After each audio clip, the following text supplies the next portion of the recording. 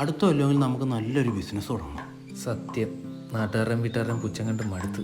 നമുക്ക് ഗപ്പി കൃഷി തുടങ്ങിയാലോ? അതാകുമ്പോൾ ഒരു മീൻ 50,000 വെച്ചിട്ടല്ലോ. നീ നടക്കുന്ന വല്ല കാര്യം പറ. നമുക്ക് തുണിക്കച്ചവടം തുടങ്ങിയാലോ? ഉഗ്രം പരിപാടി അത് അല്ലേ? തിരുപ്പൂരൊക്കെ ഒരു ടീഷർട്ടിന് 50 രൂപയുള്ളൂ. അതിവിടെ 300 രൂപയ്ക്ക് കൊണ്ട് വെച്ചാൽ ലാഭം. 500 രൂപയ്ക്ക് ഇട്ട് എന്താ പുളിക്കുവോ? അങ്ങനെ ഒരു 10 ടീഷർട്ട് വെച്ചാൽ എത്ര ലാഭം? 10 ടീഷർട്ട് എന്തായാലും ലാഭം. ഞാൻ കൂട്ടിയിട്ട് അതേ പറയാം. കണക്ക് നമ്മളൊരു 6 മാസം കഷ്ടപ്പെട്ട നമ്മുടെ ടേൺ ഓവർ എത്ര ലക്ഷങ്ങൾ അല്ലേ? ആദ്യം നമ്മുടെ കമ്പനിക്ക് നല്ലൊരു പേരിടണം.